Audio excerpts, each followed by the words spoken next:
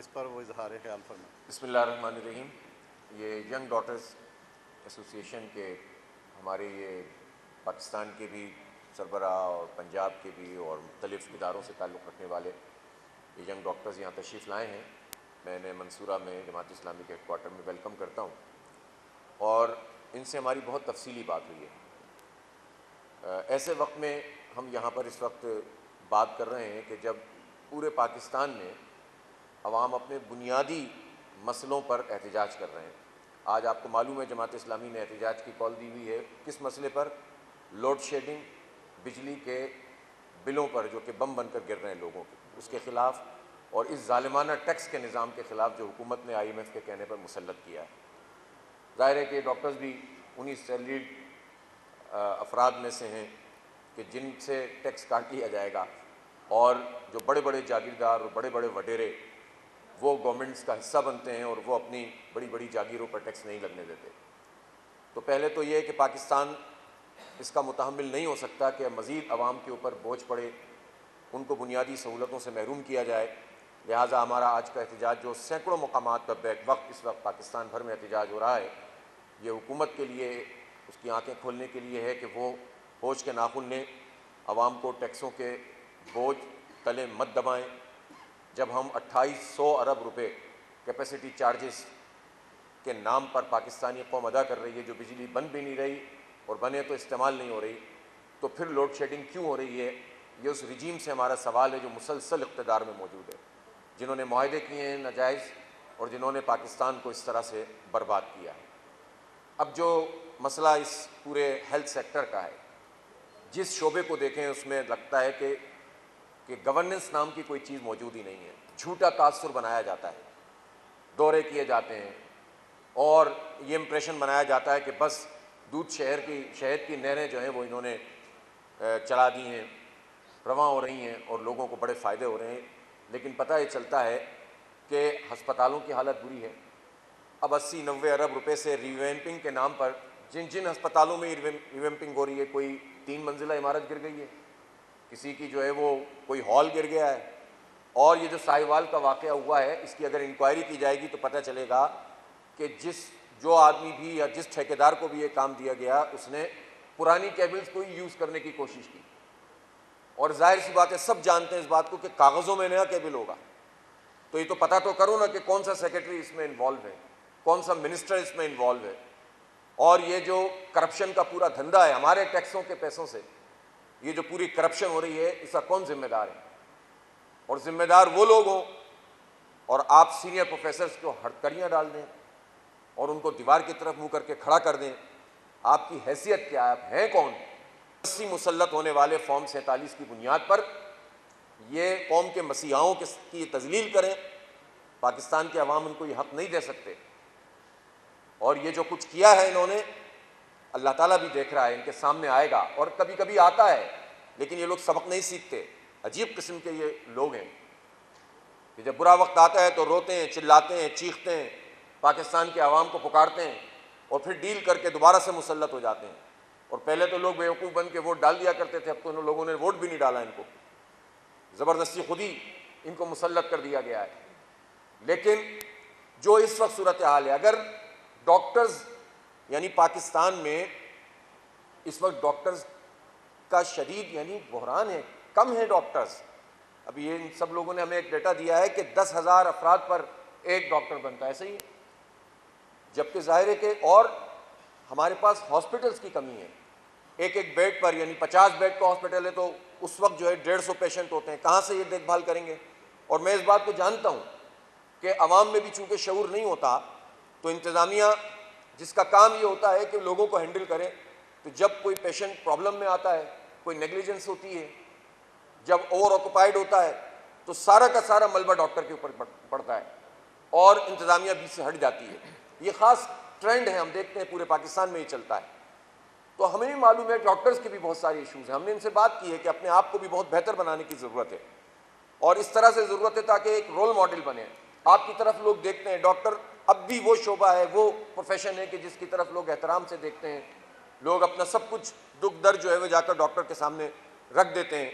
तो ये एक बहुत ही मोहतरम पेशा है और इसका पास करना डॉक्टर्स का और ख़ास तौर पर ये यंग डॉक्टर्स का काम है। लेकिन जो ज़्यादती इनके साथ है कि अगर 10-12 हज़ार डॉक्टर्स 10 साल से काम कर रहे हैं और अभी तक उनको आप एडहॉक के ऊपर रख रहे हैं और अब उनकी छुट्टी करते चले जा रहे हैं, तो भाई दुनिया भर में ऐसा होता है कि जो लोग इतनी अपनी खिदमत अंजाम देते हैं उनको परमानेंट किया जाता है, फिर उनकी सर्विसेज को हासिल किया जाता है। हमारे मुल्क में ब्रेन ड्रेन का इशू है, डॉक्टर्स यहाँ टिकते नहीं हैं। आप देखें कि हमारे मुल्क का जो पूरा निज़ाम है इसमें सरकार के शोबे से निज़ाम से बनने वाले डॉक्टर्स हैं कितने, प्राइवेट सेक्टर में लोग मिलियंस ऑफ रुपीज़ जो है वो पर ईयर देते हैं और उसके बाद वो डॉक्टर बन रहे हैं। गवर्नमेंट सेक्टर में भी तालीम महंगी होती चली जा रही है। फिर जो बन जाते हैं तो जब यहाँ पर इस तरह के मौके नहीं मिलते तो ये लोग फिर बाहर जाने की कोशिश करते हैं। तो पाकिस्तान के अवाम कहाँ जाएं जब डॉक्टर्स यहाँ पर नहीं होंगे, चले जाएंगे। पैरामेडिकल स्टाफ है, पाकिस्तान का पैरामेडिक्स बहुत अच्छी सलाहियत का हामिल ये लोग होते हैं। और मैं ये भी कहना चाहता हूँ कि जब आप पैरामेडिकल स्टाफ की तजलील करते हैं, उनको बुरा भला कहते हैं, तो जाहिर सी बात है काम आपको उनसे लेना है। उनकी जो कमी है, जो कोताही है, जो गलतियाँ हैं उसको ठीक करना चाहिए, एडमिनिस्ट्रेशन सही होनी चाहिए, लेकिन किसी की तजलील नहीं करनी चाहिए। और फिर आप जब लोगों को तनख्वाहें कम देंगे, आप उनको जो है वो सहूलतें नहीं देंगे, एडहॉक पे रखेंगे। और मुझे तो जब ये पता चला कि पंजाब बड़ा ये लोग तासुर देते हैं कि हम तो बहुत कोई काम करने वाले लोग हैं और हमने तो ये कर दिया और वो कर दिया, यानी डेली वेजेस पर आप डॉक्टर्स को अपॉइंट कर रहे हैं कि दिहाड़ीदार मजदूर बनाकर इनको कहते हैं कि आप काम करें। शर्म भी नहीं आती इनको। कोई कॉन्ट्रैक्ट कर लो चलो, लेकिन आप दिन के पैसे तय करके डॉक्टरों को इस काम पे लगा रहे हैं, तो आप सोच सकते हैं कि यहाँ पर हेल्थ के पूरे शोबे की क्या पोजीशन है। और फिर उस पर ये हुक्मरान तबका, ये ख़ानदानी निज़ाम पर मुसल्लत लोग, जिनकी अपनी पार्टियों में डेमोक्रेसी नहीं है, एक फैमिली इंटरप्राइजेस पर मुसल्लत हैं, ये कहते हैं कि हमें तो सरकारी लोग चाहिए ही नहीं। क्यों नहीं चाहिए अभी सरकारी लोग? फिर आप किस लिए सरकार में आकर हम पर मुसल्लत हैं? जब आप सारे शोबे बेचना चाहते हैं, आप अस्पताल बेचना चाहते हैं, आप तालीमी इदारे बेच रहे हैं, आप जो है वो तमाम जो गवर्नमेंट इंटरप्राइजेज हैं उनको फ़रोख्त कर रहे हैं, तो आप किस लिए हुकूमत करने के लिए हम पर मुसल्लत हैं? तो इसलिए ये कोई तरीक़ा नहीं है निज़ाम को चलाने का। मैं बिल्कुल उन तमाम जायज़ मुतालबात की हिमायत करता हूँ कि जो YDL ने यहाँ पर पेश किए हैं। उन जायज़ मुतालबात में एक तो इंक्वायरी होनी चाहिए साहिवाल के पूरे वाक़े की, और माफ़ी मांगनी चाहिए चीफ मिनिस्टर को पूरी कौम से, जो उन्होंने प्रोफेसर्स, डॉक्टर्स और जो सर्जन्स हैं उनकी जो है वो तौहीन की है। दूसरी बात ये कि जॉब सिक्योरिटी होनी चाहिए और इनको प्रॉपर इनके जो मुशाहरे हैं, इनकी तनख्वाह है, इनकी सैलरीज हैं, इसमें इजाफा होना चाहिए। एडहॉक सिस्टम ख़त्म होना चाहिए। डेली वेजेस तो किसी सूरत में काबिल कबूल नहीं है। और इसी तरह तमाम जगहों पर बैक वक्त जो रिवैम्पिंग का काम किया, इससे लोग मुतासिर हो रहे हैं। मैंने रिक्वेस्ट की थी अपने दोस्तों से, ये नौजवान हैं, ज़ाहिर हमारा मुस्तकबिल है, कि आप स्ट्राइक की तरफ ना जाएं। इन्होंने हमें पूरी सूरत हाल बताई है, जैसा कि आप लोगों के सामने भी बात रखी है कि इन्होंने आउटडोर की सिर्फ जो है वो सर्विसेज ऑफ की हुई हैं और बाकी कर रहे हैं। मेरी तो इनसे ये भी रिक्वेस्ट होगी कि आप वो भी, ज़ाहिर पेशेंट हम में से ही हैं, आवाम पहले ही बहुत परेशान है, तो आप इसको भी कॉल ऑफ कर दें, लेकिन आप अपने मुतालिबात से दस्तबरदार ना हो और जमात इस्लामी आपका मुकदमा लड़ेगी। और इसलिए नहीं कि हमको ये पार्टी पॉलिटिक्स कर रहे हैं। आप जानते हैं जमात इस्लामी अवाम के मसाइल पर जेन्युइन आवाज़ है। पार्टियों को इस वक्त फ़िक्र नहीं है कि वो अवाम के इशूज़ पर बात करें, सबके अपने अपने काम चल रहे हैं। आप देख रहे हैं ना असम्बलियों में क्या रहा, रूठ रहे हैं, मनाए जा रहे हैं। उठना और मनाना, नूरा कुश्तियाँ करना, ये सब जो धंधा चल रहा है, बजट फिर ये पास करा देंगे और अपनी अपनी कीमत वसूल कर लेंगे। और पूरी पाकिस्तान की कीमत इस तरह से लगाते हैं, कोई 2 वजारतें लगाता है, कोई एडिशनल सेक्रेटरी के पर बेच देता है, कोई जो है वो IMF की इस ग़ुलामी को इस तरह से कबूल कर लेता है। तो इन पार्टियों में तो दम नहीं रहा। पाकिस्तान के लोग क्या करें? ये बिजली का बहरान, ये गैस का बहरान, ये पानी का बहरान, ये टैक्सों की भरमार, ये बिजली के बम जो गिर रहे हैं, इस पर लोग कहाँ जाएं? तो जाहिर सी बात है कि जमात इस्लामी लोगों को तनहा नहीं छोड़ेगी इंशाअल्लाह। आज भी हम पूरे पाकिस्तान में एहतजाज कर रहे हैं और हमारी एहतजाजी तहरीक भी शुरू हो गई है और हम बातचीत भी करना चाहते हैं। अगरचे कि हम समझते हैं कि ये हुकूमत जो फॉर्म 47 पर आई है लेजिटिमेट हुकूमत नहीं है, लेकिन बहरहाल वो चूँकि मुसल्लत हो गए और बैठे हुए हैं, तो बात तो फिर करनी पड़ेगी इनसे। लेकिन हम अपनी इज्जत और वक़ार के साथ और पूरी कौम की इज्जत और वक़ार के साथ बात भी करेंगे, एहतजाज भी करेंगे। और ये दफ़ा 144 लगाकर अगर आप समझते हैं कि इस तरह अवाम के रद्द-ए-अमल को रोक सकते हैं, तो ये धंधे बहुत पुराने हो गए। अंग्रेज़ के शागिर्द कब तक इन धंधों को इस्तेमाल करेंगे? कब तक लोगों की जो है आवाज़ें बंद करेंगे इस दफ़ा के निफाज के साथ? हम अपने एहतजाजी तहरीक को इनके इस जो फाशिज़म वाला रवैया है इसकी वजह से रोक नहीं सकते। आज ये जब पूरा एहतजाज हो रहा है, सैकड़ों नहीं हज़ारों की तादाद में लोग मुख्तलिफ़ मकामात पर, तहसीलों और देहातों की सतह पर भी एहतजाज, हर आदमी परेशान है, हर एक के साथ मसला है।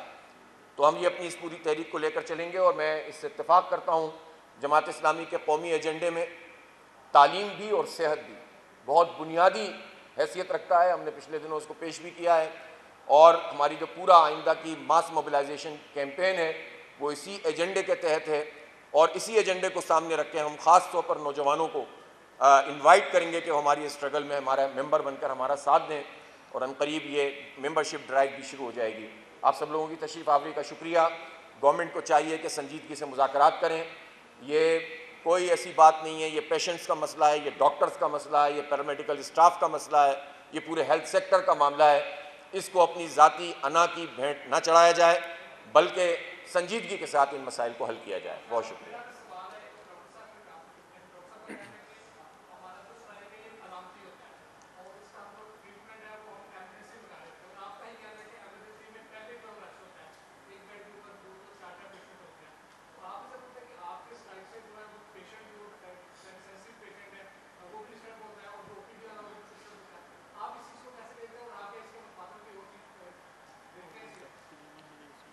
सबसे पहली बात यह है कि जो सहूलियात मुहैया करना ये गवर्नमेंट का काम है। एमरजेंसी के अंदर पेशेंट्स को कैटर करना, उनको उस तरह से अद्वियात मुहैया करना, चाहे 2 नंबर अद्वियात हैं वो भी नहीं मिल रही, जो दिल का इंजेक्शन है स्ट्रेप्टोकाइनेज वो नहीं है, बेसिक रिससिटेशन की अद्वियात नहीं है। खुदा न खास्ता जब वहाँ पे एक्सपायरी होती है वो डॉक्टर को ज़िम्मेदार कहलाते हैं। अब अगर स्ट्राइक पे गए, आपको पता है कि हमने तकरीबन 1.5 माह इनके साथ इनकी से रिक्वेस्ट की है कि सिर्फ एक दफ़ा टेबल पे आके हमारा एजेंडा सुन लें। आपने अमल करना है नहीं करना वो बात की बात है। सर मुझे ये बताएं, किसी महज़ब मुआशरे में जब डॉक्टर्स को हथकड़ियाँ लगा दी जाएँ, उन पे लाठी चार्ज किया जाए, मैं नहीं कर रहा, मेरे जो डॉक्टर्स हैं, जो रजिस्टर्ड डॉक्टर हैं तंजीम के साथ, वो काम ही नहीं करना चाहते इस मुल्क के अंदर। अच्छा, इसमें मैं चाहूँगा कि ख़ास तौर पर हमारे सीनियर डॉक्टर्स की जो ऑर्गेनाइजेशन है पाकिस्तान मेडिकल एसोसिएशन, मैं उनसे भी रिक्वेस्ट करूँगा कि वो इस मामले में सामने आएँ और गवर्नमेंट से बात करें और गवर्नमेंट को भी अब बातचीत करनी चाहिए और मसले का हल निकालना चाहिए। और ये रिक्वेस्ट तो हमने इनसे की है, ये भी समझते हैं इस बात को कि हम पेशेंट को तो ज़ाहिर तकलीफ़ नहीं देना चाहते, लेकिन ये कहते हैं कि हमारे पास और कोई दूसरा ज़रिया नहीं होता अपनी बात पहुँचाने का, ये सुनते नहीं हैं। तो जब ये इस पॉइंट ऑफ इस जगह पर आ जाती हैं ना गवर्नमेंट से, फिर मुश्किलात पेश होती हैं, तो इस मसले का हल निकलना चाहिए।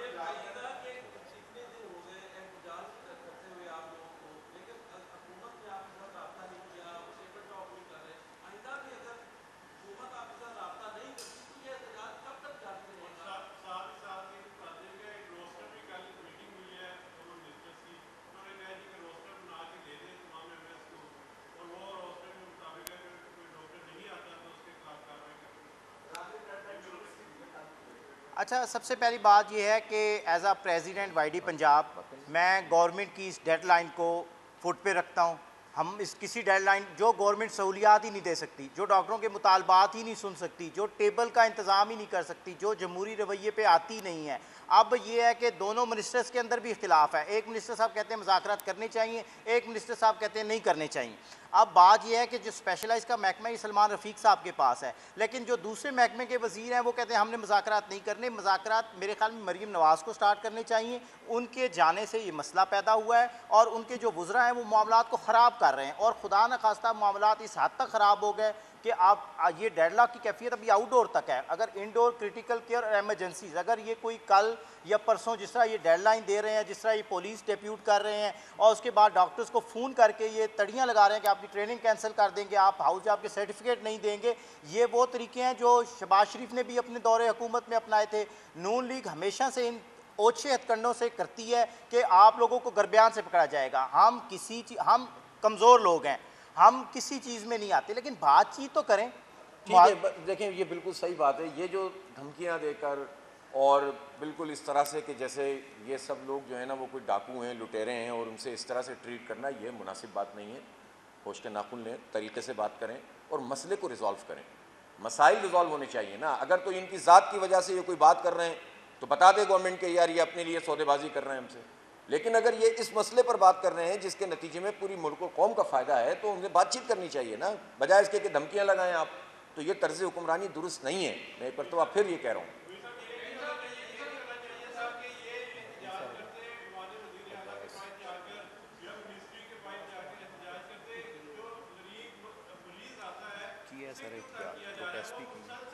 हमने बात की है इनसे, हमने इनसे ये बात की है। हम ये कर चुके हैं मेरे भाई, ये कर भी चुके हैं। देखें बात, देखें बात, हम ये कर चुके देखें बात सुने। बात ये है कि जाहिर सी बात है कि इशू है ना, उस इशू का एड्रेस होना चाहिए। और एक पेशेंट और एक पाकिस्तानी शहरी की हैसियत से हमारा भी एक कंसर्न होता है कि भाई पेशेंट को नुकसान नहीं होना चाहिए। वो हम आपसे रिक्वेस्ट कर रहे हैं और मुझे यकीन है कि हमारे नौजवान इस मसले को देखेंगे। और मैं गवर्नमेंट से कहता हूँ कि जब ये हमारी बात मान रहे हैं तो वो भी तो माने ना, वो भी तो मसले को हल करें।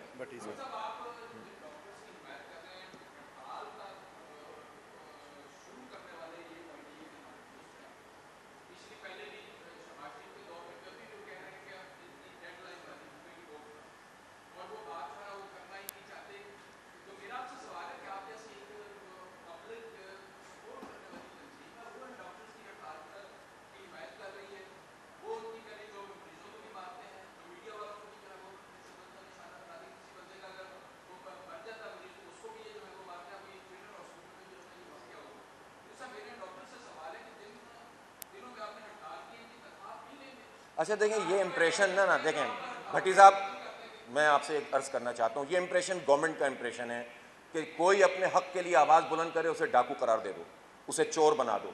खुद इतने बड़े चोर बैठे हुए हैं, डाका डालकर मुसल्लत हुए हुए हैं, और ये इम्प्रेशन बना दें और मीडिया में भी ये तासुर कायम कर दें कि कोई अपने हक के लिए आवाज़ उठाएगा तो इसको हम नेम कॉलिंग कर देंगे और उसके साथ जो ना मुंसलिक कर देंगे कि ये बिल्कुल गलत रवैया है।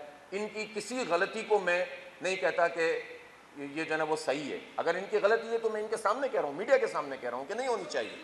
सुने मेरी बात सर, मरीजों का कोई कसूर नहीं है, लेकिन ये मरीजों का ही मसला है ना कि पर डॉक्टर पर पेशेंट जो है वो मरीज कितने होने चाहिए। ये मरीजों का मसला है ना कि एक बेड पर 3 मरीज नहीं होने चाहिए, 1 मरीज होना चाहिए। ये मरीजों का इशू है ना कि डॉक्टर्स का ब्रेन ड्रेन नहीं होना चाहिए। हमें डॉक्टर्स की ज़रूरत है। तो ये हुकूमत के ऊपर दबाव डालें ना सब लोग मिलकर। हुकूमत की ज़ुबान नहीं बोलनी चाहिए लोगों को, बल्कि हुकूमत को मजबूर करना चाहिए कि तो फिर हम इनसे ज़्यादा बात कर सकते हैं अच्छे तरीके से। इसके बावजूद मैं रिक्वेस्ट कर रहा हूँ इनसे कि ये स्ट्राइक की तरफ ना जाएं और ये बात करें और हम भी बात करेंगे। लेकिन हुकूमत जो है, हुकूमत का तरीका है टीचर्स एहतजाज करेंगे, टीचर्स को गालियाँ देंगे, ये मीडिया में तासुर बनाएंगे कि जैसे वो अपने जो है वो सबसे बड़े चोर टीचर हैं। जाकर कोई अगर आदमी मजदूर करेगा, मजदूरों को गालियाँ देना शुरू कर देंगे। ये तरीका ठीक नहीं है। हम अपने हक के लिए, किसानों के साथ क्या किया हुकूमत ने, क्यों नहीं मीडिया उस रिपोर्ट के खिलाफ बात करता कि जो किसानों के हवाले से बात चली और गंदुम पे इन्होंने जो इंपोर्ट की उस वक्त जब डॉलरों की भीख मांग रहे थे, आज तक कौम के सामने हक़ाइक़ नहीं आने दे रहे ये लोग। इसी तरह से क्यों नहीं बात करते कि इन्होंने जो रेट तय किया था किसानों के साथ 3900 रुपये का, और फिर उसके बाद उससे विड्रॉ कर गए, फिर कहा सब्सिडी देंगे उससे विड्रॉ कर गए, अब कहते हैं कर्ज देंगे वो भी नहीं कर रहे। तो हुकूमत ना किसान को खुश करे, उसके साथ ज्यादती। गन्ने की कीमत खुद शरीफ फैमिली की जो मिल है गन्ने की, वो जो उनकी अपनी मिल है शुगर मिल, उसके पैसे 6 महीने से इन्होंने किसानों को नहीं दिए हुए। करें ना मीडिया इसके ऊपर बात। ये कोई तरीका नहीं है कि जो अपने हक के लिए बात करे उसको जो है वो मतून कर दें हम।